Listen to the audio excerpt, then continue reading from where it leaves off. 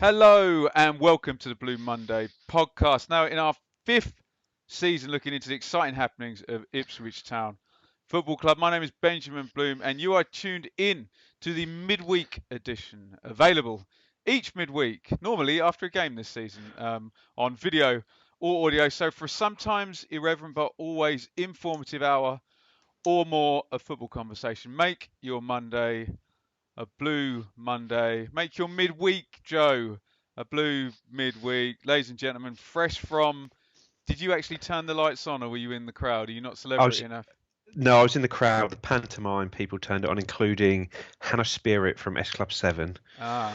who claimed to be an Ipswich fan on stage with Rob Chandler, and her great uncle played for the town, Eddie Spirit, Okay. and Mike McLean, who used to be on the Big Breakfast, I and remember Mike I McLean. think Yeah, was in like, the Office Christmas special as one of the hosts on that yes, blind he date thing, isn't he? Yeah, when oh, who gives you extra? What's that guy yeah. called? That Howard Howard. from That's it. There you go.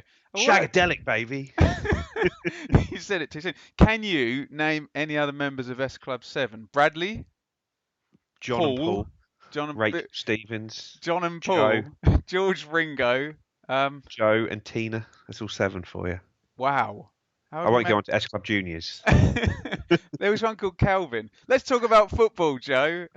And we love firsts here on the podcast, and we've been going since 2015. And Joe, we have a first. We have an We have FA Cup win to talk about. God damn it! just quickly though, back to my celebrity spotting. Yes. I, when I was driving home, a guy pulled up next to me, and I was just thinking out loud, and a couple of beautiful people were in the car next to me, and I got my camera out to take a photograph, but it was the one and only Ed Sheeran was in the car next to me. He was being driven though, yeah. Now he was driving with Was his. he? Was it a Is he Range married? Rover? I don't know. Was it a Range It was Rover Sport? it was a Bentley, like the Jeep Bentley. Oh my God. Wow.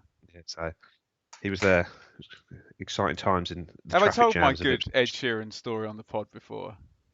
I don't think so. No, I did a gig with Ed Sheeran. This must have been, oh God, 2009, 2010 or something. So I MySpaced him.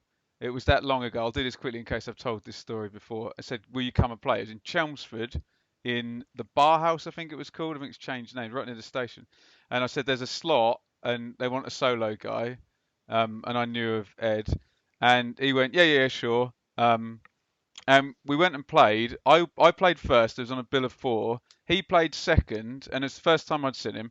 And I promise to God, he played about six songs from that first Plus album or Yeah. whatever it's called. There's about 10 people in the venue. He was lovely. He watched my entire set as well. Had a little chat with him afterwards. He was off to London to meet Tinchy Strider. Remember him? Um, Probably what inspired him, wasn't it? yeah, well, Watching your set. if I met Ed again, I'd say, well, I don't know about you, but I've got a podcast 3 times a week. Yeah. I don't know what the hell you've done in the intervening years, but there you I've go. heard he's running a successful paper merchant. But could he run a podcast 3 times? Probably could actually. The amount of Yeah. EFL Cup games he's gone. But yeah, if I've told that story before, I'm very sorry because do you remember? Was it Football Weekly where every time Max Rushton went on, he Like would the tell his toast of James Trevor Richardson, was it? Trevor Oh no. Nelson microwave Yeah. story or whatever. So if I've just done that, then I'm very, very sorry. But all very exciting. We've got FA Cup stuff to talk about. Just quickly, Joe, you did the Football Manager special. The game is out now, is Yeah, it? it was. I think it came out early. I think Tuesday it came out, the full What version. and what was the feedback you got on Twitter for the show? Because that was, I mean, that was kind of Richard's idea, wasn't it? That he was the kind Yeah, of creative guy behind that, but it's a bit different. And what was the sort of feedback? yeah, it went down really well. Well, out of the people that listened to it, I'm sure there's probably a fair few that just fast forwarded through it once it Which got a is little bit fine. nerdy. Yeah, But which is fine. no, the guys that listened to it, like I know sort of Luke, who sort of sends messages quite a bit.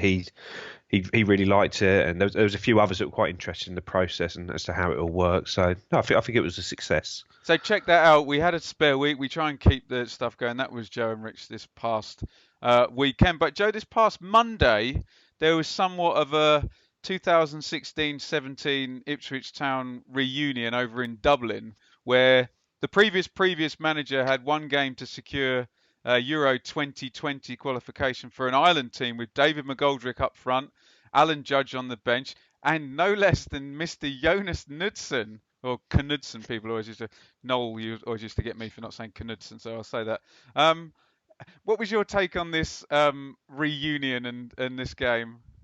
I did think it'd be funny if Knudsen or Knudsen was going to come on and score a goal to deny Mick the chance to go to the Euros, but I thought Ireland were quite unlucky. I thought they were the better side, generally just letting a goal. But I'm sure you don't need to explain in great detail what the performance was like to Ipswich fans. It was one, try and keep it tight till sort of like the last 20 minutes, and then try and nick a goal in that last 20 minutes, keep it to 0-0. And they were doing a good job, and they had the better chances, but letting a bad goal and struggled from there. They just do not have any goals. And like David McGoldrick playing up front on his own, and it was on his own. There was no one near him. And you look through their squad, the strikers they had on the bench. Troy Parrott never played a senior game, so there's a real dearth of quality in that Irish squad. But in the playoffs, they're going to struggle to outscore anyone because they just, like I say, they do not have any quality up front. What was your reaction to the ITFC Twitter feed being quite pleased that Mick hadn't won? I hadn't seen that. What did it say? Yeah, not the official one. No, just the hashtag. Oh, so, ITFC. okay. Oh God, no, that would have been controversial, wouldn't it? Yeah. But no, there was a general sense of mirth when Denmark scored. Do we need to let this go now, or can you understand people not wanting Mick to ever win another game of football in his life ever? Personally, I think it's a bit sad, but if people want to do it, it's their prerogative, isn't it? I know some people's little they couldn't handle Mick telling some home truths sometimes, but Mick took it far too far, and I could see why people fell out with him, because I think even a lot of people that had a soft spot for him by the end had lost that. There wasn't a lot of love left for Mick come the end of his tenure here, and I think a lot of that was brought on by himself. One thing Mick never did was win an FA Cup game, and in fact he did lose one at Lincoln City. So Joe, we are off to Lincoln City, an FA Cup first round replay. Statman informs us on his brilliant Twitter feed at ChompX3 that this is the third cup game in a row Ipswich have played, and that has not happened since the mid 80s. So, Joe, I'm going to read through these. If you have any little recollections of any of these games, dive in. Here is the fabled, I think, 14 games going back to the last win at Blackpool in January 2010. So, yeah, nearly, very, very nearly 10 years ago. So, obviously, we don't need to recollect last week or 10 days ago against Lincoln, but so that was the first one. Lincoln 1-1. Then Accrington 1-0. That was a tad depressing. You were there, weren't you? Yeah, that was not a good day, that one. Sheffield United 0-1, where that would have been Mick and Chris Wilder getting to 80 minutes and deciding there's not going to be a replay and no one making any subs, right? Yeah, that was a poor game. I think they scored just after half time. Good goal, that, wasn't it? Yeah, was it Nathan Thomas? Was it? I think He someone on loan. Smacked one in the top corner, didn't he? The previous season is Terry Butcher's picked the carcass out of that one. It's a 2-2 draw at home to Lincoln, and then the 1-0 defeat on national TV away. Previous to that was a 2-2 draw against Pompey. Is that the game where Tommy Orr concussed himself? I think it was. And in the replay, what was the name of that Polish defender we had? Peter Malachik. Peter Malachik. Dave used to call him Piotr, didn't he? On the pod. Yeah, classic.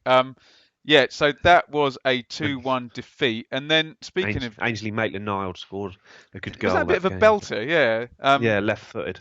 He's done all right, isn't he? The previous year, Southampton, the draw away that Dave says cost us because we got injuries in that away game to McGoldrick and somebody else, I can't remember who. I think McGoldrick and Hyam got injured in the replay. In the replay, which we lost 1-0.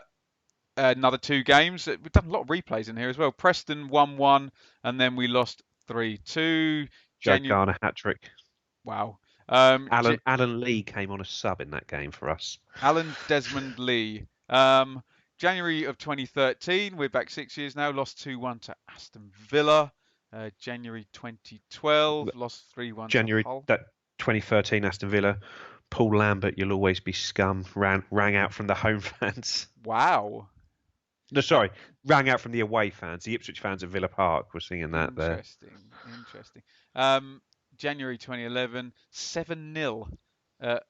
Chelsea. Who would have been managing them then? Was it still That was Ancelotti or Hiddink or Benitez? I can't remember because it was Or Michael did Ballack. Did he score a couple? everyone scored? That was a few days before we beat Arsenal, wasn't it, in the semi-final? Friskin! So then you have Southampton again, who've popped up in this. Well, we're supposed to have played Lincoln 4 times, Southampton 3 times in this run. Um, we lost to 1-2, and that takes us to the last win, 2-1 against Blackpool in January of 2010. So this is what we are talking about, Joe. Not quite 10 years, but well, a month away from being 10 years worth of FA Cup games. Right, here is the team, and then we're going to have the inevitable squad rotation chat that we seem to have twice an episode, 3 times per week, Joe. So, Holly in goal, Donasian, Wilson, Enciala, and Kenlock across the back, excuse me. As I understand, McGavin sitting with Hughes and Dazelle, is that right, Joe? Yep. Yeah. Georgiou left, Judge right, Keane down the middle. So looks like your preferred system, Joe. Talk to me about the personnel, and pick out a few names. Maybe I don't think we got you after Brett McGavin last played, did we? No, it was good to see McGavin start because he did well at Colchester, and it was a lot of times these games they just come in, they do well in one game, and then that's it. But he actually, I think Stuart Taylor talked him up in the press conference, and he is very much like a player. He sits deep, he gets on the ball, he's got good passing range, long and short. He's comfortable on it, and I say it was really, really good to see him be given another opportunity in another game and sort of maybe push himself into that first team squad. Yeah. Who was I going to ask about as well? Dazelle. How close? Because he played for the under 20s very soon before, and I think Lambert had said since he'd got back to the previous or on the day of the game or something. Yeah. Well, he played Tuesday night, but only came on for like last 5 or 6 minutes. Yeah, But but Joe, still got to the game was in travel, do yeah the all the game was in prep and Wickham. everything. The game was in Wickham, so he's obviously finished the game and then had to, I presume, probably go back to the team hotel, drive back to Ipswich, get in at 2 in the morning, and get up to travel. But I don't know what time they'd have travelled up there. I'd imagine probably about lunchtime. So I suppose you have the morning off and sort of showed. And I only listened on the radio last night. I was going to go, but sort of life got in the way, so I wasn't able to travel. But I've spoken to 2 or 3 friends that went, and Dazelle was really impressive in the second half, as he was in the first tie against Lincoln. So he sort of dropped into that deeper role and was able to really start dictating things, which is good. He's sort of been given a couple of opportunities and looks like he's starting to take them. Some sense that he's taken it, which is great news. What is the sense of? I guess it was obvious Keane was going to play, but why play Judge and Georgiou, do you think? I think because we want to make 11 changes for the league game on Saturday. So you've got a squad, you've got 11 players crossed out, and then it's trying to make the best of what you've got left. We haven't got Jordan Roberts fit, we haven't got Freddie Sears fit, Ben Falami's away. So the only other striker we've got is Tyrese Simpson, who's still very Who was raw. there, wasn't he? He was on the bench. Mm. So it's a case of we need to play 2 attacking players, and the attacking players were Giorgio and Judge, but it didn't sound like they supported in the first half, especially that Keane had a lot of support. I think we changed to 4-4-2 at one point, and Judge went up front with Keane. But it's still, when I saw that team, I sort of tweeted a sort of 4-5. 1 because that was how it looked on the team sheet, and I think it may have played out like that. Interesting. Subs bench. I can't pronounce this guy's name. Frischbeck. Yeah. Frischbeck. Rowe, Edwards, Almazuni, Wolfenden, Hughes, who's going to get on, and Simpson, who you mentioned. So some star power on the bench if you think Edwards and Wolfenden are fairly first teamers, aren't they? So, right. Let's have a look at this. So first half where even Paul Lambert admits that Lincoln had the better of it. Hughes puts one wide, kind of opens up for him. Bit half-hearted left foot. I don't think on target. That was troubling the keeper too much. Akinde's not going to have a very good game up front for Lincoln, Joe. I think a championship striker would have popped one of these in, but it gets between, really opens up, and Ciala gets drawn in, and Kenlock's over at left back. Huge gap. I think on Stats Bomb that goes down as a big chance, Joe. Yes. Yeah, it did look at it because it seemed from the radio that they thought it was offside and they seemed everyone to stop for offside. But you look back at it and I've only seen it quickly. I haven't actually paused it. But I was like, well, there's no way he's offside. But I haven't sat there and done my VAR and drawn my lines on the screen and seen where his armpit was or anything. So I may be wrong, but it looked like just a clear chance, just a big gap that opened up between the centre back and full back. And rather than take a touch and bury it, he's tried to hit it first time and just woefully pushed it well wide. Maybe if anyone at the game can tweet us about that one. Yet another example of something where you can't tell where the overload happens when you're watching from a hard camera, can you? But you really can when you're in the ground. Couple of efforts blocked from Andrade and Toffolo. Yellow for Donasian on Andrade. In stoppage time, however, a little hint. We get these from Andre Dazelle, don't we? A little hint of Will Keane here. Brilliant turn, drives forward, leaves defender on his backside, tight angle, and it's tipped over. Does this play into your narrative that we've talked about him being more a number 10 or a joiny uppy striker, and maybe he's miscast because he's such a tall man? Yeah, I think I saw a comment on Twitter and it was just like, oh, great feet for a big man. It's like, yeah, because he's not a very good big man, if that makes sense. He's just got great feet. Because Cristiano Ronaldo and Gareth Bale are quite big as well, aren't they? Yeah, that's the sort of reason. And no, he's just. I'd be interested to see. He seems to be getting up to fitness, and hopefully we'll get to see him alongside either Norwood or Jackson at some point, because I think he seems to have played himself into a little bit of form, and he hasn't really had much of a chance really up front on his own, up front with Judge or up front with Dobra. He hasn't had a sort of good run up front with another striker to actually play off and play with. You keep going for this 4-3-3 type thing. We've had this in the past couple of games, haven't we? These cup games. I mean, we'll talk about the next games, but I wonder. Now, you've predicted this for a long time. Fair dues to you. When this transition, and we said as well, 4-4-2 against some lesser teams, and you look at what we've got coming up. Do you think we might actually see the transition? Keep your powder a bit dry because we'll talk about this at the end. But it just popped into my head. I think the one man we need to is so important to this is Freddie Sears. If we can get Freddie Sears back fit, I think that is when the change will happen, because you're going to need to find a way of getting him into the team, and I think that's the best way. Interesting.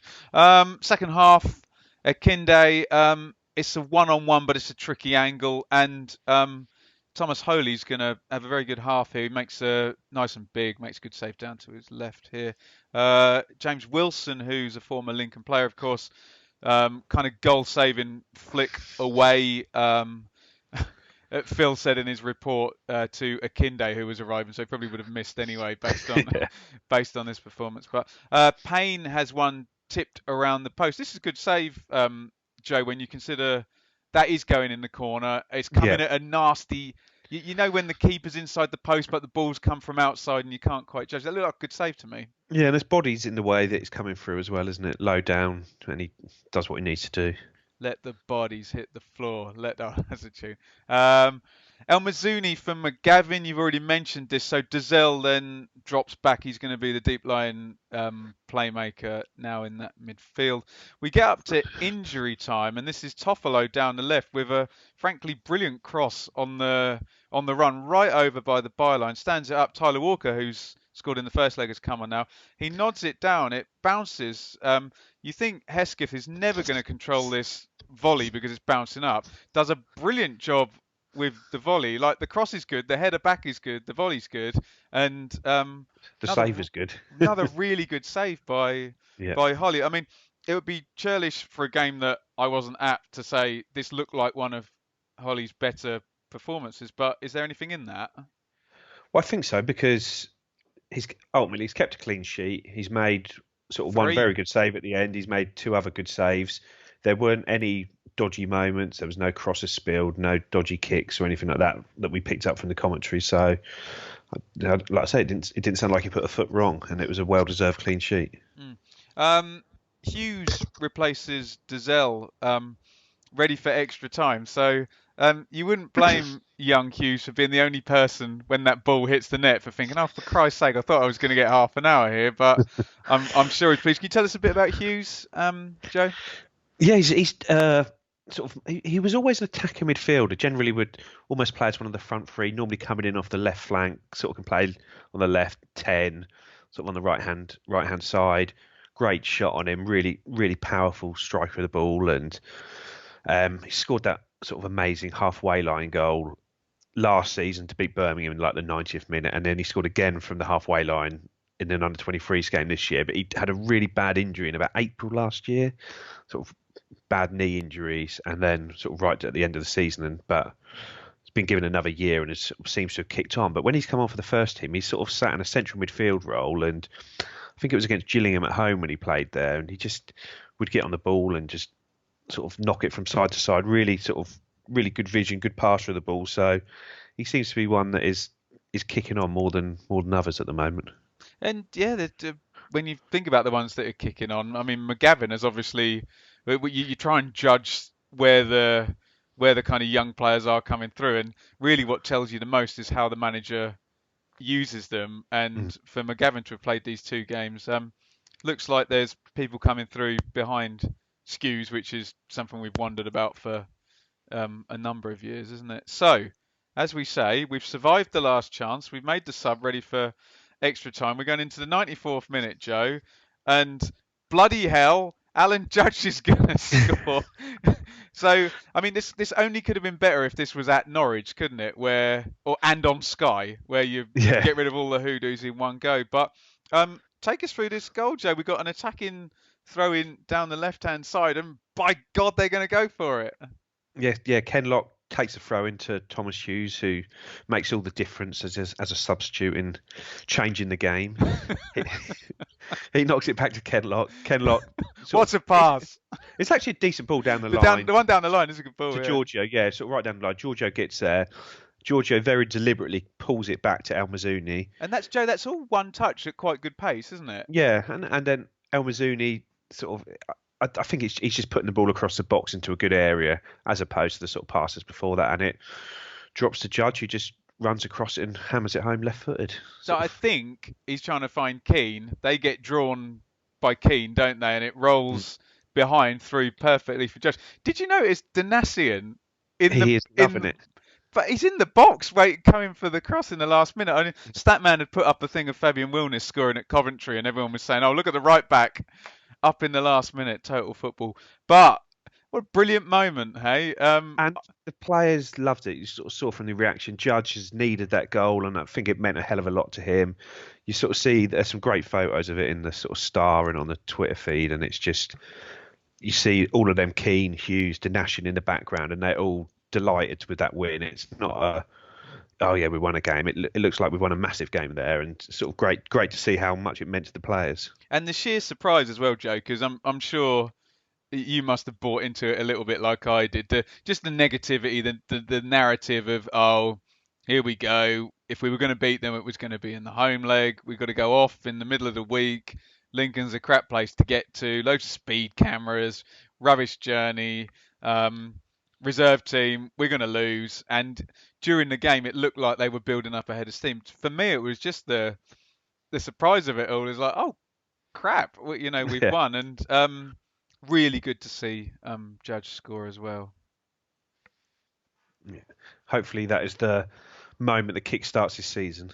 Yeah, if that's a thing. I don't know whether that's a thing, but we will see. So, away win number 8 for the season, which is insane. I don't know the last time we won 8 away games in a season. No doubt it's 2014-15, but 6th away win by 1-0. And we just discussed before sort of the third really important late goal. Maybe the Peterborough one will turn out to be the most important of all of them when we get to the end of the season. But quite the fun story, and probably more engagement than we thought we would get from an FA Cup first round tie. Full stop, really.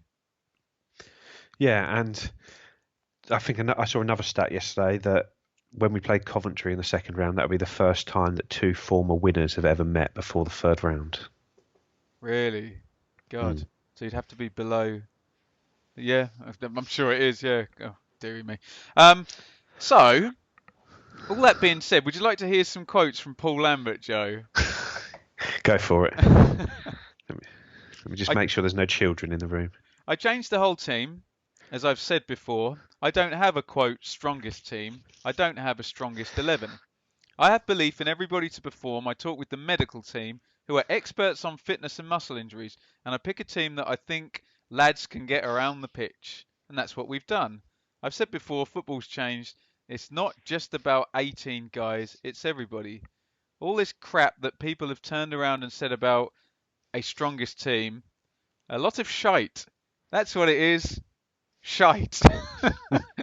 In very typically, oh, I don't want to offend any Scottish listeners, but said in a very Scottish way at the end there. I saw you tweet this morning, Joe.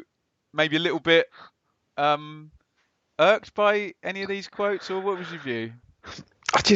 I don't think just winning an FA Cup game, first round replay when we could have easily won the first tie, is a time to come out fighting and come out swinging against people, because it's not like it's a massive achievement, is it? It's not like we've just won promotion and it's like, oh, stick that up your arse, all the people that have been saying this and saying that about me. Because I don't think there's even been that much criticism. I think it's just more, some people are a little bit, I don't know, perplexed sometimes by some of the team selections in the Cups. And like, whilst I appreciate we need to get the squad fit, we've now played 3 games in a row where none of our strongest 11, because I will say there is a strongest 11. You don't need to be a genius to work that out, because the strongest 11 includes your Luke Chambers, your Luke Wolfenden, Kane Vincent-Young, Luke Garbett, Cole Skuse, Flynn Downs, James Norwood, Caden Jackson. Like I say, that is 8 players, and they are your strongest 11, aren't they? And for me, this isn't rotation yet. We're not rotating the squad. We're playing the first team in the league and the second team in the cup. And while there's been a lot of cup games, that is working out fine. But now we're in a stage now where there's no Saturdays off till March. So now we will find out whether the players that have been playing in the cup games are going to be able to help us in the league. Because at the moment, they haven't really been helping us in the league. They haven't really had an opportunity to. So it's just interesting to see where it goes. But I worry personally that with Blackpool are sort of on a good run. They've been playing every week. We've got them on Saturday. And are we going to look rusty against them like we did against Doncaster, like we did against Accrington? Like your Luke Chambers, your Cole Skuse, your James Norwoods, your Caden Jacksons. These guys have played, one game in a month?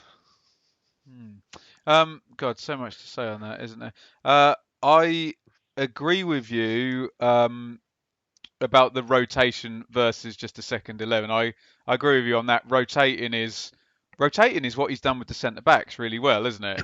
That's rotating where, it's kind of cycled round and 3 of them have been the main guys, and Ciala's got a couple of chances and then done the cup games. I remember hearing this debated. It was Kelly Cates and Ian Wright, and Ian Wright was very much in your camp of, no, you do have a strongest 11. If I was going to stand up for Lambert, Joe, I would say that possibly does he mean that you don't win the league just by having a strong 11 and playing it every week? Is that what he's more trying to say? And this season's going to be about, and we've said it before on here, Joe, we're probably not the best team in the league, but we probably have the best resources to do this. And if we can use the resources well, we're probably going to get promoted. Is that more what he means rather than, because yes, you're clearly right. If a strongest 11 does exist, but maybe what he's saying is he can't play it every week. Potentially, but we have played it every week in the league, haven't we? And I'd imagine on Saturday and on Tuesday, we could sit here now and name 8 or 9 players that will start both games, barring injury. And I'd imagine that is what will happen. So it's just, like I said, we're now at a stage of the season where we're 20 games in with regards to cup games, and maybe 21 games in, and you've got probably sort of 20 players that have started at least 5 games. So we should be in a position where effectively anyone who hasn't been injured since the season started is now match fit, and we can now start to sort of rotate the squad effectively throughout the rest of the season. There's no more international breaks till March. This is it now. We are now in the slog of the league. So Lambert has got us in this position, and it's up to him now to push on from here. Like I say, Wickham, we play them on Tuesday. They have a very small squad. They played Sunday against Tranmere. They played their first team. They played last night against Tranmere. They played their first team. They went to extra time. They're playing Saturday. They're going to play their first team. We're going to play them on Tuesday, and the players there are going to have played, and they're an older, smaller squad, and they're going to have played sort of 4 games in 10 days. Where we should be so fresh that we should be able to just comfortably sort of outrun them, and hopefully that will lead us to victory. And like I said, against Tranmere, Akinfenwa, after 60 minutes, he is totally gone. He just doesn't have the fitness to get through 90 minutes in a high intensity game. So hopefully later on in the season is when all these international breaks and all this stop to start season that we've been having now should be when it starts now. We now are at it. If you're going to make an possibly inflammatory quote like he has, is this the time that you actually can do it in respects of he's qualified through to the EFL, he's qualified for the second round, he's second in the league. Is there? I know we had a good point by Craig on Twitter when I tried to argue this before and said, well, you don't know the negative of it yet. But from his point of view, so far he's played it perfectly because we've won the cup ties and we're second in the league. Would that be his defence?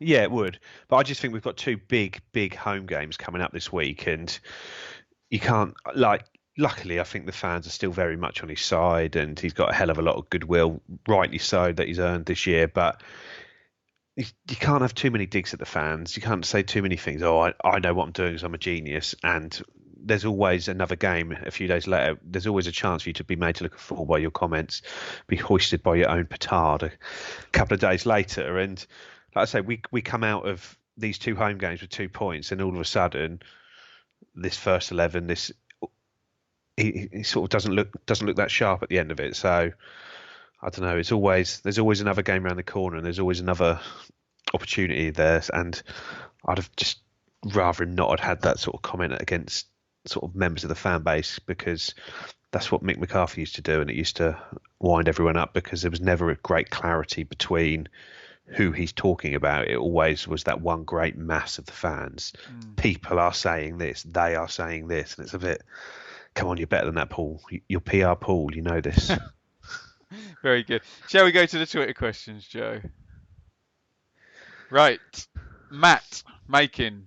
Did we really win an FA Cup tie tonight, or is this a hallucination brought on by a blow to the head? Have you had a blow to the head, Joe? Not that I can remember. I haven't either. So yes, we did actually win, Matt. This is Craig, who merely asks what happens now. I think we go to Coventry with a reserve team again, don't we, on Sunday? We make 11 changes for Saturday. We maybe make 3 or 4 more for Tuesday night, and then we make the further 11 changes for Sunday at Coventry, or at Birmingham versus Coventry. Who do you think, Joe, is benefiting most from being in this reserve team? Is it somebody like Emir Hughes or Will Keane, who's got a nice clear path back, or is it more someone like Miles Kenlock, who's not getting a chance and actually gets some minutes? Who's actually benefiting from this? I think they're only really benefiting fitness-wise, because I can't imagine there was one player that could do enough last night or across the 3 cup games to get themselves into the starting 11 for Saturday's game. What would Will Keane have needed to do last night to get ahead of Norwood and Jackson for Saturday? What would Emir Hughes have needed to do? Scored a hat-trick, probably. And do you think he'd have started had he scored a hat-trick last night? No, he would have just came on 10 minutes earlier than scheduled. Yeah. I think Dazzel's good for Dazzel. I know it's a shame that the England game clashed with the Colchester game, but really good that he was able to play that one and not really play the second one to give him another chance, because He's probably the main beneficiary because he's a player that keeps missing these games where he's in that second 11 but hasn't been playing because every time a second 11 game comes along, he's away with England. So it's good that he's had 2 games there. He'll have another game against Coventry next week. So good for him. Jack asks Joe, was it good to see our weakened team beat a strong League One team like Lincoln? Is it even relevant? Because will those players is it good for these guys to go away to a stadium like that, knowing that some of them might be? When do we go back there? Like Christmas time, isn't it? Christmas, yeah. Yeah. I think yeah, winning any game of football is a positive, and sort of showing that our second 11 can be. I wouldn't say they're a strong League One team. They're sort of, but to go there and beat a League One team away from home shows what strength and depth we've got, and to keep a clean sheet is good for Holly, your Kenlocks, your Donatians, your NCRs, those guys. They'll only grow in confidence. Winning is a habit, and it's important to keep doing it. ITFC Wales, I pretty much hijacked his question saying which of the players. He also asks thoughts on ITFC flop Kiefer Moore qualifying for Euro 2020. So Kiefer Moore signed for Wigan from Barnsley, having been Barnsley's top scorer last season. Just got his first goal for Wigan this past week. He's got into the Wales team. I think there's a lot of revisionist history on Kiefer Moore. And he wasn't good in the games. I always remember him coming on against Norwich and looking so out of his depth. I don't know whether he just needed more games or he wasn't fit. So I cannot sit here and say I also thought he wasn't gonna do anything. I think, Joe, the bit where I was annoyed was when he got the goals for Barnsley on Rotherham, on loan, and it seemed like he wasn't even going to walk through the door. That we'll take a profit and on we go. Yeah. That seemed the time we could have done something. But what's your view on Kiefer Moore? Well, he struggled when he signed here, and I think there was a number of reasons for that. Firstly, he was playing in the National League South when he signed here, and then jumped up 4 leagues, which is always going to be incredibly difficult. Secondly, we'd sold Daryl Murphy in August.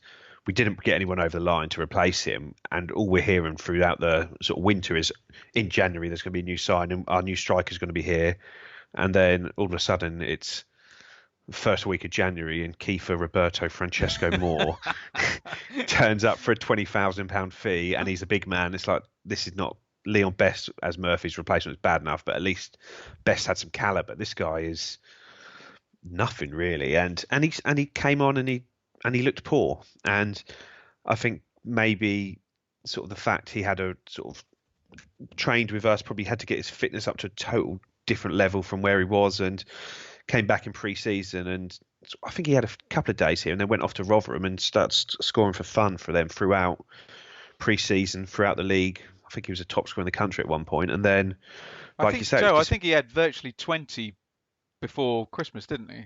Yeah, something like 18 or something like that. He had a brilliant record there, and I sort of I remember speaking to someone who was sort of quite close to the club and sort of saying, why are we selling him? And basically, I think Evans had said to McCarthy, is he going to be starting for us? Mick was saying, well, no, I've got Waghorn, Garner, Sears, McGoldrick, and Evans was like, well, I've got money on the table for him, and if he's not in our front 4 strikers, then we'll take the money, which we did, and I think it was 750,000. Well, I think they overpaid, Joe, because the Barnsley takeover had just recently happened, and they were trying to make this statement signing, weren't they? Yeah, well, still 750,000 doesn't get you a lot, does it? No, fair. With strikers, like I'm sure the Moneyball and the Soccernomics strikers are overpriced, and 750,000 for someone who's got 20 goals in the best part of half a season. Fair comment. There, so, but I've watched him for Wales a couple of times. He's looked good. Those big players always cause problems in sort of Europe and in internationals. Your Peter Crouches and your Jan Collars, players like that. Jan Collar. They just don't know how to defend against them, and they just panic, don't they? And you sort of see a long ball come up, and rather than sort of try and get their body in position to try and win the header, they commit themselves, dive, jump, and it's like. And Kiefer Moore, like I say, Wales, that they'd been struggling in the qualification period, and I sort of watch most of their games, and he sort of totally transformed the team in how he would just win the balls, hold it up, and let the players play, where they didn't have that focal point to play off, and that is so important. So I say he deserves it. He's done really well at club level, and he's stepped up to international level and has looked a decent player. And I'm sure he'll make an impact at the Euro 2020 because defenders will not know what to do when they see this 6'6" guy who's built like a brick outhouse and knows how to use his body now. And do you agree with me? Just I'm being a bit cantankerous, but I do think some people are being wise after the event. Anyone who could tell he was a player from what he did with us, fair enough after the Barnsley and Rotherham. But Yeah, I'm seeing a lot of people say he didn't get a chance, which is true. But um, as you kind of reasonably said, he wasn't great for us. It was elsewhere where yeah. Well, he did his I good don't think work. anyone. I think when it was announced early in pre-season he was going to go out on loan, I think everyone thought, oh, that's a good Good move, idea, good move for us, good move for him, and that will work. But when a player goes out on loan and scores that many goals, one level below us, then you think, well, actually, let's have. He's our player. Let's get him in the building and have a look at him. yeah. Tony Staunton says, "Love the show, guys." I think he may have meant to message the Naked Football Show with that one. That's a GB gimmick, isn't it? Do you think the post-international break curse has been lifted for good? This, of course, game kind of coming after an international break, Yeah, despite the fact we does it? played. There wasn't a full gap, was there, Joe? So does it really count? Well, I think this is why the game. I think that's why we moved it to the Wednesday because it meant it was post the international break, so we could have some players back. But I don't think this counts as a post-international break game. I think that game is Saturday, and hopefully the curse will be lifted. Sort of And touch wood. Tony also asked about the live Sky curse on New Year's Day, and I know Tony's being he's kind of having a bit of fun with it, but is there something to be said for this season? And we've been very average for most of the last 15 years, give one season where we scraped the playoffs and then lost. So that's a bit unfair to Mick, but you know what I mean. It was Yeah. we didn't finish fourth in the league and score a whole ton of points. We snuck in sixth, didn't we? Is there something to be said for actually breaking some of these things and having more of a winning mentality? Well, that was sort of the biggest challenge for Lambert, and one that he has managed to turn around quite quickly. I know we've still got the international break and the Sky curses, but the reality is, for the last 3 seasons, we haven't looked like a team that's going to win games. We've turned up. We have won games over the past 3 seasons, not as many as any fans would have liked, especially the last season. But we've come in this year, and like I know that was in the cup, but we've won 7 out of 9 away games. That is an unbelievable record. Whether they're 1-0, whether they're a bit lucky, it doesn't matter. Like winning, you see how many teams get relegated, and it takes them a few months to get going. When they've got even like Rotherham, who have yo-yoed between League One and the Championship, they've got the same manager. Should know exactly Took, what they're doing, shouldn't they? no, it took them a while to get going. Sunderland, they've got a massive budget. They just can't win games. And our start to the season has been so impressive. Like we're going to be in the top two come the end of Tuesday. Whatever happens, we could lose both games and still be in the top two. But so what are we 5 points ahead of third, 4 points ahead of third with 2 games in hand. If we just sort of play as we're going to, we're going to go up this year. And not many teams bounce back. I know they've started to, but not many teams that have been as bad as we were last year, and not much better the sort of 2 years preceding that. But we were the sort of the second or third worst team the Championship has ever seen, and we're sort of now could be the best team League One has ever seen. um, super. Super Franz asks, when is the campaign for the Alan Judge statue being launched? I'm going to be very cruel to Alan because he's only a little guy, so it wouldn't be an expensive statue, would it? We wouldn't need, Sort of like uh, an Oscar. yeah, we wouldn't need as much expensive materials as we would for a Kevin Beattie or a Kiefer Moore statue. But yeah, we're all very, very happy for Judge, and okay, he may not turn into Brentford 2014 Alan Judge again, but if he's 66.66% of that player, then um, well, I'm sure we'll get a few more goals and assists and key passes. Andy asks, Will Keane, Alan Judge, Emir Hughes, are they our best players? And if so, will they start fulfilling their potential? I think all three of those players could be very big players for us this season. And if they are, if those three players can start sort of 20 games each between now and the end of the season, we're going to be in a very good place because it means they're playing well. And if they're playing well, there's not many players at this level are going to be of that quality. I think they are. And They could easily be our three best players quite easily once everyone's fit, including them. But I don't know. I'm just very very keen for Emir Hughes to start playing in the league because I think he's needs to get that run of games to really get himself going. yeah, there's a point where you just got to go for it and put him in, isn't it? I think Judge proven at championship level, albeit a few years before. And I remember being at Wigan last year, and I think Will Keane had got his third or fourth goal for us, and was just getting going. And it looked like he was a championship ready striker. I guess all just down to health and injuries, isn't it? Dan C asks if you could pick one player from the FA Cup winning team to put into the current squad, who would it be? I assume we're talking 1978. Yeah. Okay. I'll narrow it down to three Does players. it have to be the 1978 version of this player as well, What you're or talking can you about? just have him in his prime? Well, yeah, you could just take the beat, couldn't you? 1978 BT because he's the greatest player in our history. So just get him in there and play But the him. 1978 version, well, even though Dave talks about the 1981 version, still doing the same thing and Yeah, rest up, and win the UEFA Cup. Yeah. but yeah, I think so. I think well, yeah, you bring the beat in and play him left back, just rampaging up and down that flank, get you 20 goals from left back. I saw James Milner play for Liverpool at Milton Keynes, and he played left back. And I remember coming out of that game and said, if James Milner played left back in League One, he'd score 25 goals in the season. Yeah, It was ridiculous. Is the beat too straightforward an answer there, Joe? yeah. If not the beat, I'd say either Paul Mariner as a sort of striker, just because well, obviously he'd walk this league because he was an England quality striker, but John just that Walk? just that type of player, that hold up player, big guy, put himself about and score goals is just those sort of players are worth an absolute bomb these days. And him, or maybe Mick Mills, just because he's so versatile and left back, right back. I still think at left back we're a bit weak. Get him there, and all of a sudden a position of weakness becomes a position of strength, and his leadership quality too. Fantasy stuff. Mike says clean sheet for a defence containing Nsiala, Donacien, and Kenlock. Does that what does that do to the futures of those players? Does that get? I mean, Donacien's got this mammoth task with Kane Vincent-Young ahead of him.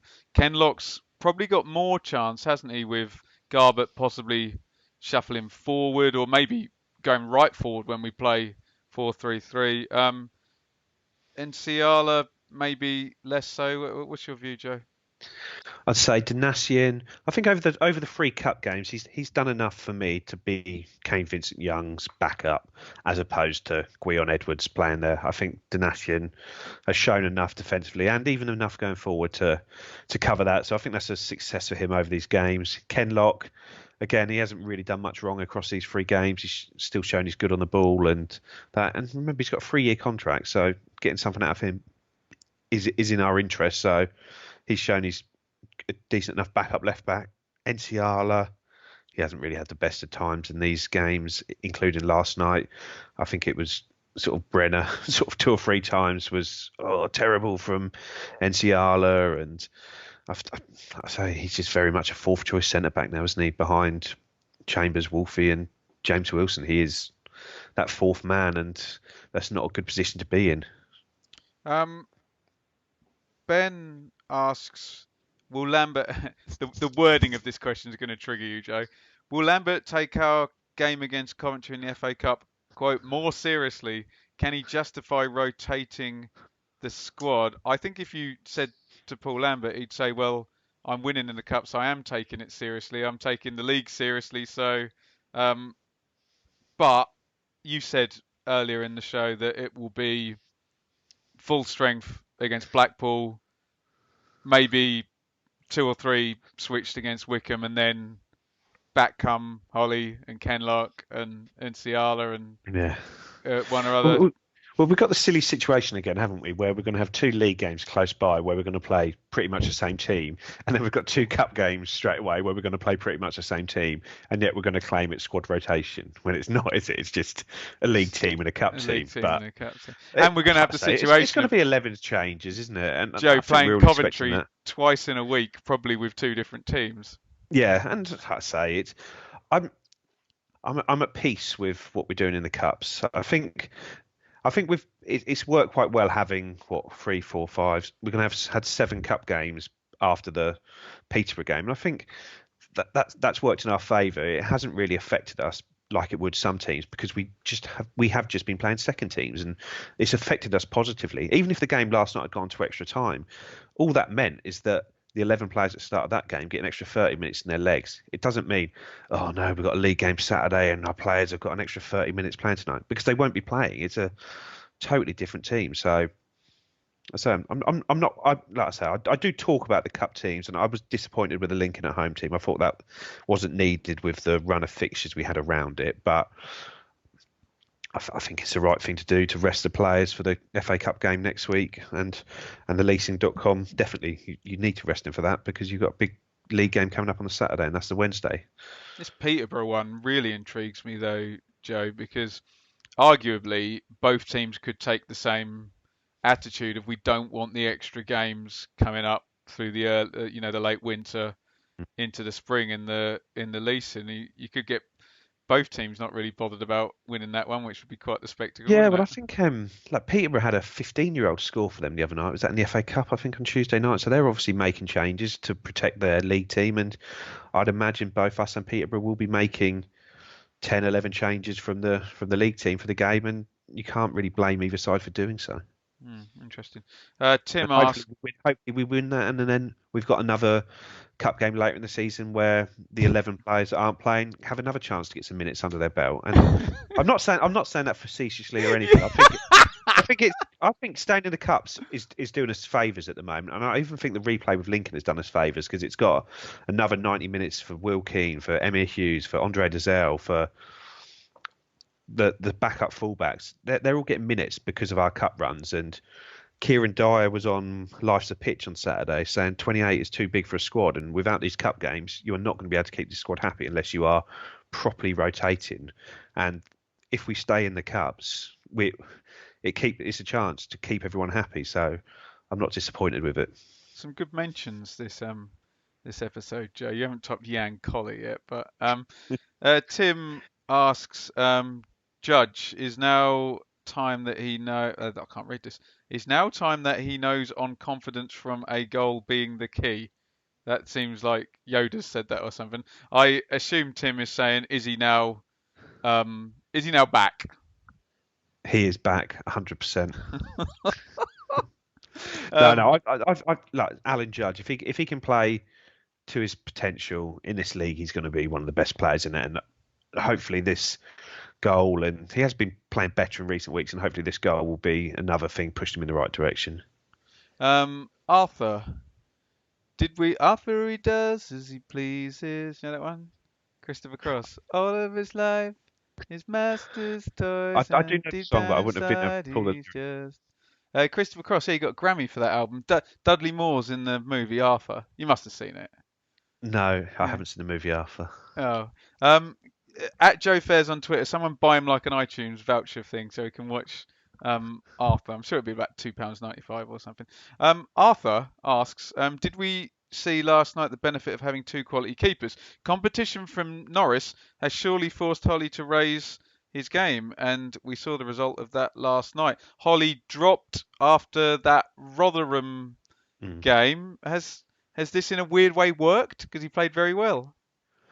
I think he was. I think he was playing well anyway. To be honest, I don't think it's really made the difference. But as was always the case with Bart and Dean Gherkin here, you want a decent keeper in reserve to keep your main one on your toes. And both Thomas Holly and Will Norris have both played well when they've been called upon. I think they seem to get on from the little bits you see off the pitch, and sort of Will Norris's man of the match when I was up there, and he sort of said how well Tom had been playing and sort of good guy, and they train well together, and it's his turn at the moment. He knows at some point that'll flip back. So yeah, it's good to have competition for places, and that includes in goal. Which Holly did you prefer in Red Dwarf? Because it's Norman Lovett in the early seasons where he's everybody's dead Dave, but then there's Hattie Haybridge, the female one, I'm not later. much of a Red Dwarf fan, sorry. Oh, okay. He's not going to answer that one then.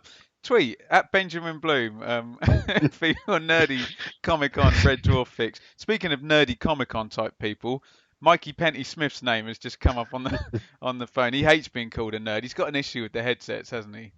He thinks that you can only play Call of Duty in this headsets. Big hello to Yeah. Mikey. But he's asked a really good question. What was life like for you both the last time we won an FA Cup game? So where's that date? January 2010.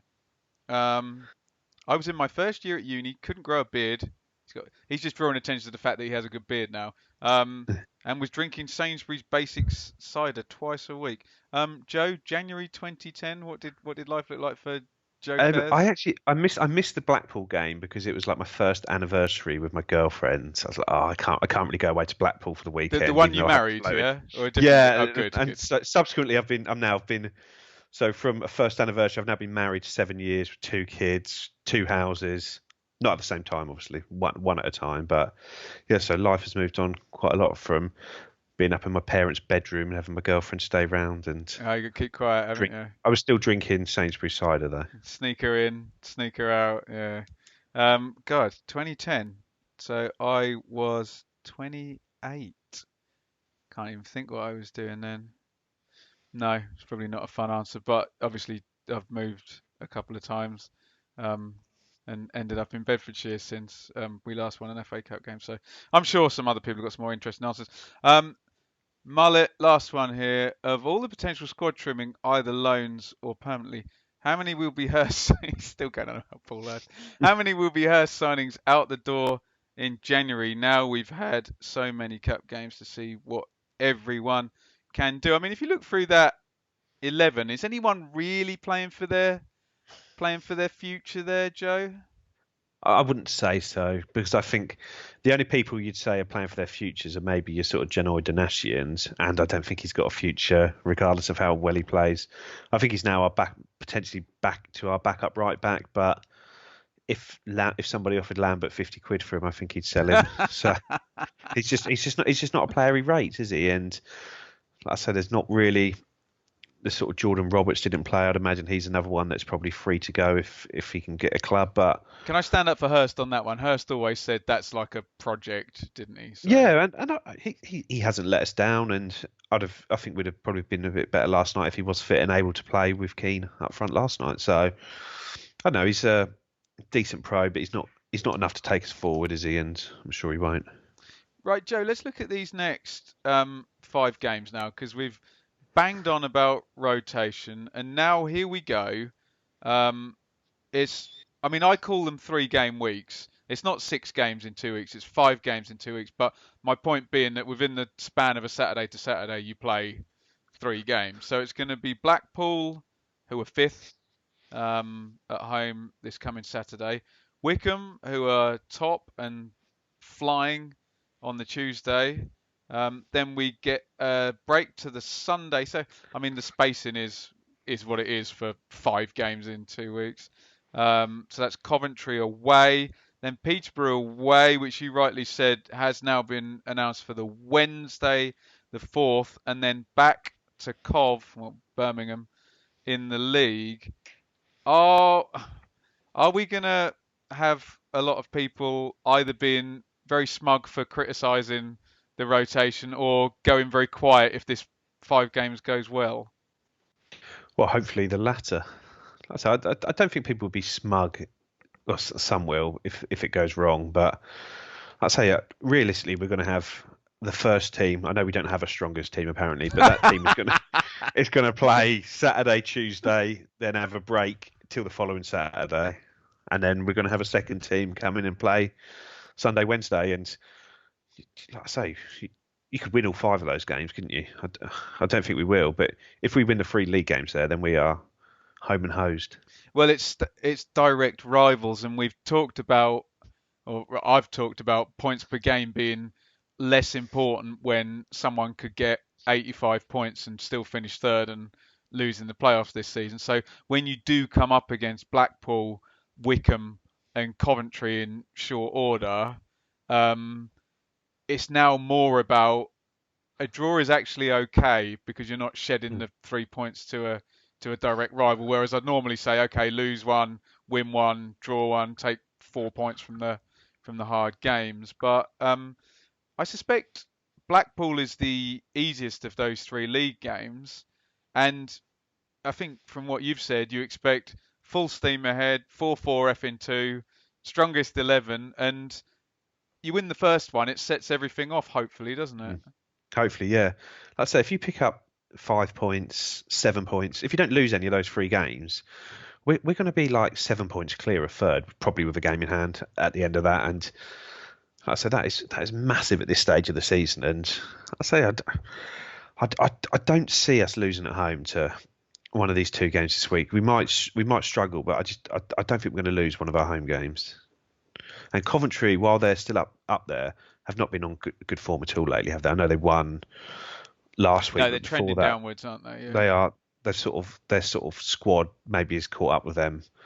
And like I say, Wickham have got a tiny squad. Blackpool have got a small squad. This is where our squad should be taken over because we should be fresher with all this squad rotation stuff, and we should be fresher now than these teams coming into these games. And we've got to try and make sure we get the balance right between being fresh and being match fit. Are we going to have any more cup games this season after this little run of 5 games? Probably, I don't because we'll probably get a draw in the FA Cup game, and but like We- I Joe, we'll get a draw, and then we'll draw Birmingham away, so it'll be the same yeah, stadium. yeah. No, it'd be. I'd like to win both the cup games, and I think our reserves are capable of beating Peterborough reserves, and that's what the game will realistically be. And I don't know how Coventry have been rotating for the cups, but I could quite easily see them not wanting to show us their full hand ahead of the league game and making changes. We'll be making changes. We could easily win that, and it'd be good for the team if we do that. 2 more games for the squad to keep fitting.